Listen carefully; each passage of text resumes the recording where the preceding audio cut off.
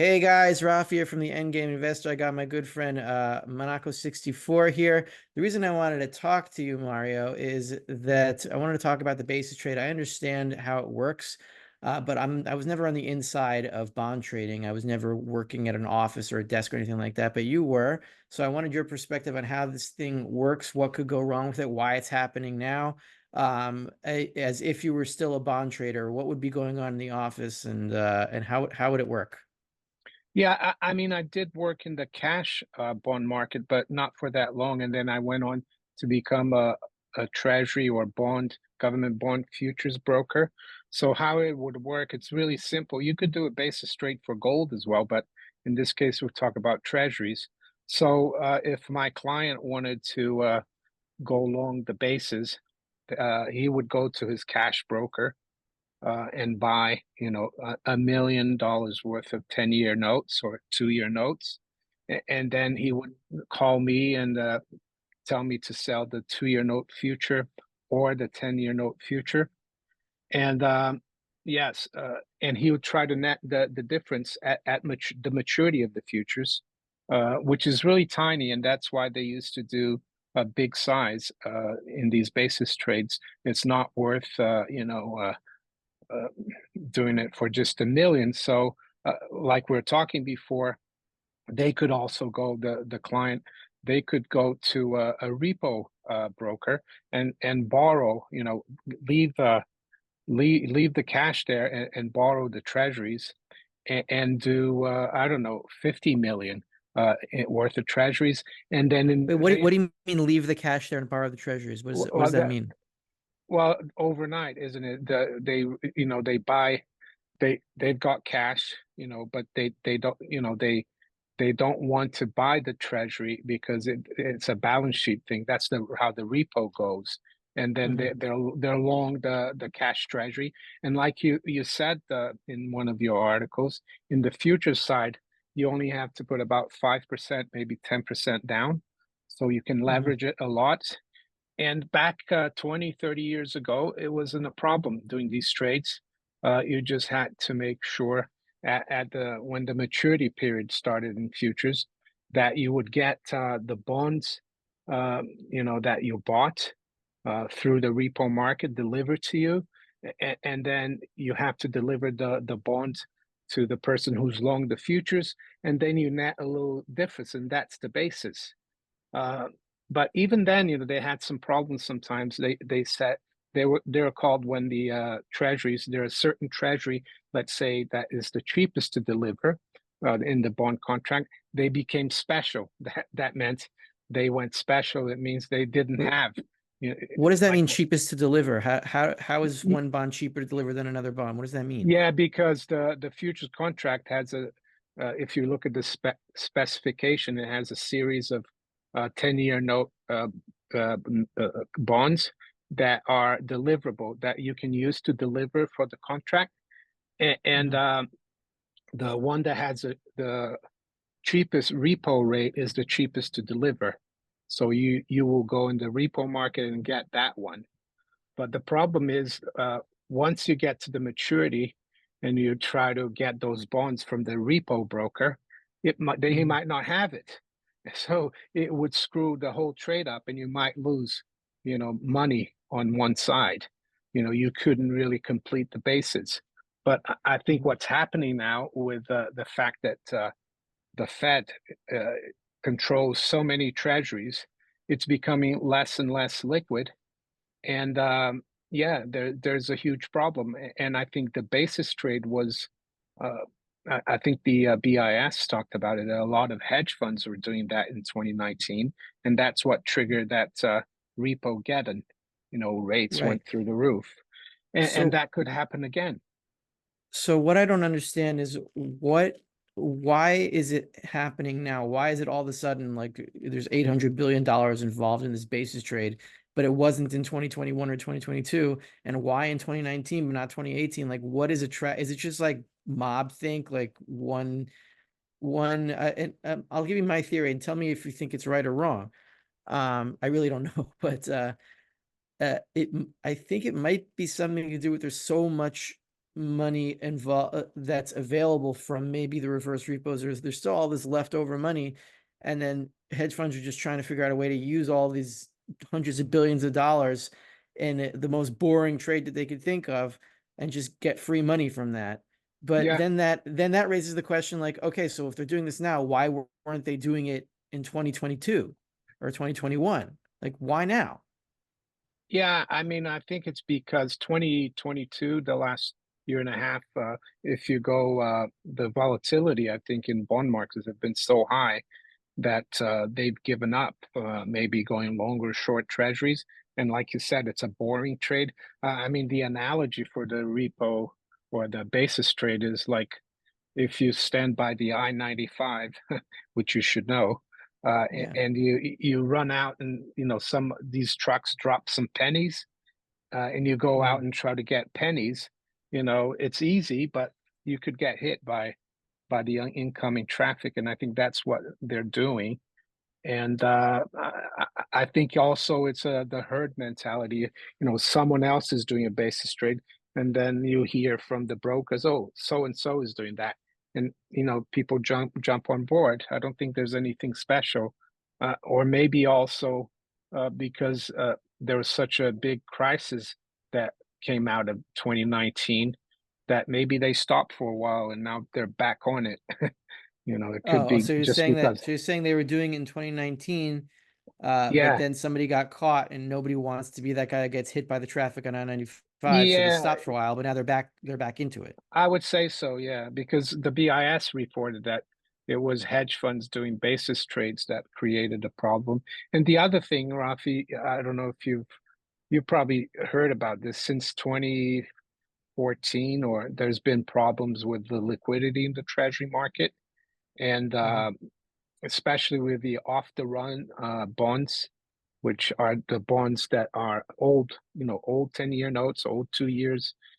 And so a lot of the cheapest to deliver, sometimes they might not be the ones that are on the run, as they call. They could be old bonds, and if there's no liquidity, they put on these basis trades, expecting to get the bonds when the basis trade matures, and they don't get it, and that could be a problem. And I think that's why the regulators or the Fed, they could be worried about it. Uh, okay, so I wanted to share this screen of mine, uh, and let's get rid of that.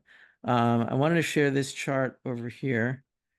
I'm going to minimize our faces. So this is from bar chart. This is the 2-year treasury. Apparently, this is the most popular one to do a basis trade with. I have no idea why. But I guess the numbers work out best. So I zoomed in on the COTs here, meaning showing how many the blue line here is the short position for hedge funds, right? So this was if we zoom out, you'll see that this is an all-time record for that time. So this is August 2019, right? So this is the record over here, Yeah, and it's at like, what is it, like 1.55 million contracts short. And then you see here September 2019, right? There's a big jump and a lot of those shorts are covered, but there's still a lot of shorts, a lot of short treasuries. And so what I'm seeing here is like there's a big covering just prior to the apocalypse. The apocalypse is over here on September 17th with about 1.24 trillion short, or 1.24 million short. Um, so if we go into the zoomed out chart here, and this is the 2-year note for three years, right? Let's just go to 20, just so you can see the perspective. So this is the COTs here. This shows you the yeah, short position in 2 years, and we see we're pretty much at the yeah, 2019 record. yeah. Is is this what That causes a apocalypse? Like, well, it's that makes sense because I mean that there's a lot of shorts because if you go long the basis, you buy the cash and you short the 2-year note futures. Mhm, So yeah, so we are at levels like you said there that we're back to 2019 levels. I don't know mhm, if it will cause another repo apocalypse, but it's possible. uh-huh. Okay, so what I'm thinking is that if the money supply is still shrinking, right? So that means there's less dollars, there's fewer dollars. And if there's fewer dollars, then maybe one day one of these hedge funds is trying to borrow. I don't know how much they do. They say there's like three or four of them that are doing most of it, and it's an $800 billion total trade. So let's say one hedge fund is borrowing, let's say, I don't know, $200 billion in the repo market on one night. And then the money supply is small enough that that's not available anymore. And then what happens to them? They can't do the trade for that day. And then what do they have to do? Like the alarms go off, and then what do the Yeah, people at the desk have to do? well, I guess, well, they just won't do the trade unless they've done one leg of the trade. They should, or yeah, I mean, they have to roll it over every day, the repo. Yeah, if they can't do it, then they're gonna be, they're gonna have trouble in the futures market. They're gonna have to close out the Mhm. short position in the futures, and Right. that could lead to a lot of trouble. Right. If they can't get the cash bonds, then they're stuck being short futures, but Yeah, unable to deliver into that. So they got to close yeah, the futures position as fast as possible. yeah, and And that means with buy it back. no exposure to the cash. So, and this is supposed to be a hedge trade. So if Uh-huh. they don't have the cash part, yeah, they could lose a lot of money, especially on 800 billion of futures Okay. equivalents. So they can't cover with the cash. And so they're stuck with futures short. So they're gonna have to buy those back. So if they buy those back, that means the price of the futures is gonna go higher in like some kind of a spike. And that means that interest rates go lower on the 2 year temporarily, Yeah, while the but while the repo rates spike because there's not enough dollars. So the repo interest rates spike, but the 2 year interest rates plummet because they're buying back futures. Is that what happens? it could. I mean, or maybe they can't lend the cash because they don't have that bond. It doesn't mean to say the repo rate might rise, but Mhm. the thing is, it's also leveraged. That it could do that. You could see the repo rate rise and the futures drop. I think the not the futures, but the cash price go up and the yields go down. It's a mess. I mean, it's just the way this derivatives fiat currency system is built. And Mhm. yeah, these people, they don't really think about the system. They're just trying to maximize their profits and leverage as much as possible. Right. Right. So, I mean, I read somewhere that one of these hedge funds made $1.5 billion doing this basis trade over and over again. But, if you think about that from a macro, zoomed out perspective, which is where my brain functions the best. These hedge funds, what they're doing is they're playing around with statutory futures leverage rules and making money for themselves out of that, and then buying things and take, like, let's say, they get their salaries, they get their riches, they can buy houses, and they take stuff off the market from us while they're busy shuffling this paper that creates nothing for society. And but then the mainstream media will say, oh, they're creating liquidity for the treasury market. But I don't want any damn liquidity for the treasury market. They shouldn't be liquid. Let them go Yeah. bankrupt. I don't want them to have liquidity. I want to have liquidity in like the housing market or liquidity in any other market except the treasury market. Well, I think it's a symptom of the how huge the everything bubble, all this fiat currency system is. It becomes like a casino. And Mhm. I mean, nothing was learned from the '08 crisis. And no one was put in jail, just like they say it in The Big Short at the end. And Mhm. then people are going to blame immigrants and everyone else for all the troubles like we have now. Yeah. Yeah. Well, empire is falling apart. I mean, Yeah, my kids are doing this course in the Ron Paul curriculum, actually, which I'm going to start affiliating with, because I think we're all going to have to educate our kids pretty soon, because the entire school system is going to blow up. It already has. I mean, it's been hollowed out, but the structure is still, it's like the fiat system, right? There's yeah, still money, like you can still trade it and get stuff with it, but it's empty. And there's still a school system, but it doesn't teach anything. But anyway, they were learning about the Roman Empire and how all this stuff is centralized. Um, the Roman Empire itself was centralized, and then when the currency broke down, when the denarius broke down, and they took all the silver out of it, like the Roman Empire started to collapse, and they couldn't maintain. Let's say you had a huge road from one end of the empire to the other, and they couldn't maintain that anymore because you couldn't pay people to fix the roads. So what they did was that they sold off pieces of the roads to groups of people that actually had money that could maintain their little part of the road.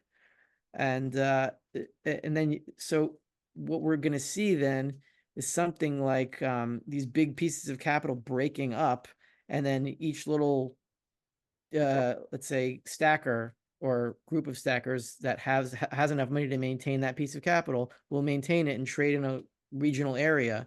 We're going to Yeah, see the breakdown of everything, which is it's yeah. going to be nice, but it's going to be scary. Well, I think at least we'll become more decentralized.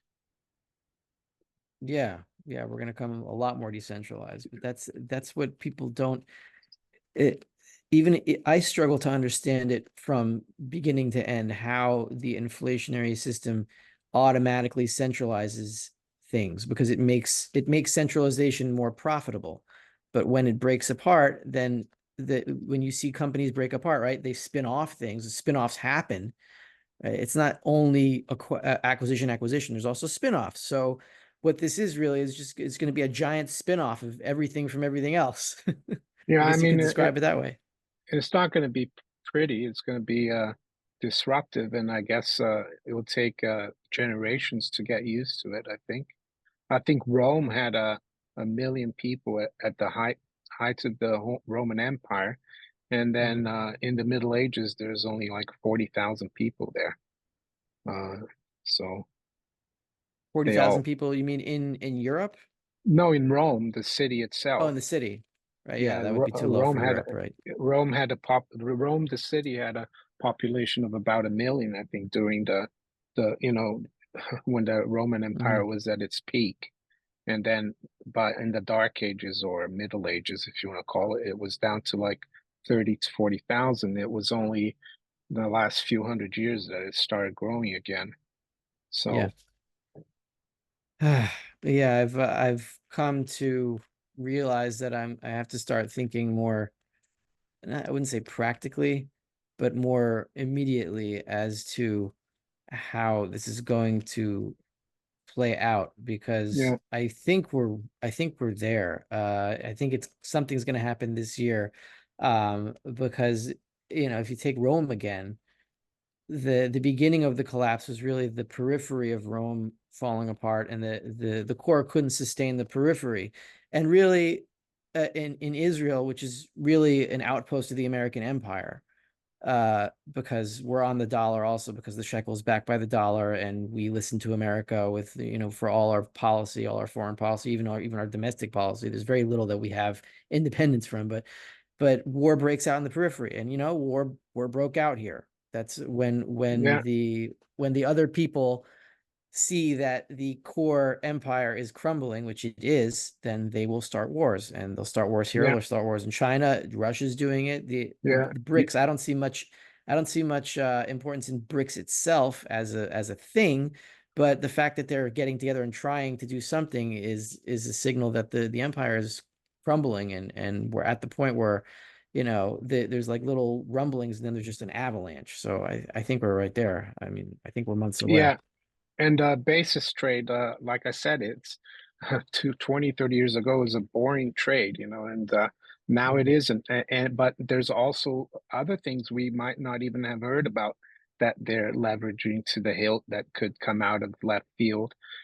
And about the periphery, I think what's happening in Guyana, Venezuela is trying to take half of that country. That's another example, that the periphery will try anything when the core of the empire is in trouble.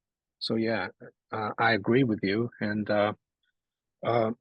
there's a lot of discoveries of gold coins that people buried, probably during the fall of Rome, that Mhm. didn't become safe.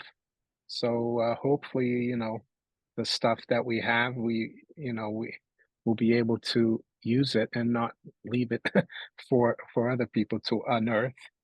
But I think we just need to know that it's happening and do your best and not to be too, not be worried or fearful of it. Hmm. Speaking of burying your gold and silver, how do you like the dirty man safe? I like it. Yeah, Dirty Men Safe. I mean, my viewers like it, and you get a 10%, 10% off if you use Monaco 10, or is it Rafi 10 or Endgame 10? Monaco 10 or Endgame 10. Use either one. Use Mario's code, Monaco 10. We'll give you some credit here because Yeah. you introduced me to them and I like them. I like the guy. He's a nice guy. Oh, I like it too, and they're very popular, and people like the safe. So there you Mhm. go. Some people say, "Oh, I could buy some PVC and do it myself." Fine, but I'm not good at DIY, so I think it's a really good product. Yeah, I wonder what the equivalent of the dirty man safe was at the collapse of the Roman Empire. If we find some company that was making safes that you could bury underground, is that the Mm. trigger that means that everyone knows, if everyone's buying a dirty man safe, we're it's already too late. Let's hope not. All Okay. right. So have a good rest of your holiday. Have a happy new year, 2024. I don't know what's going to be with 2025, but I'm working on a year review now. I still don't, I don't even know what has happened this year. It's all like a blur, and I got to go back into the Yeah. news to see what happened each month so I can write my yearly review. I'll make it funny. And you're flying back tomorrow, you said? Yeah, to England. Yeah. All right. Good. Well, have a great rest of your break and safe flight home. And I'll see you soon. Yeah, and happy New Year to you as well, Rafi. See ya. Thanks.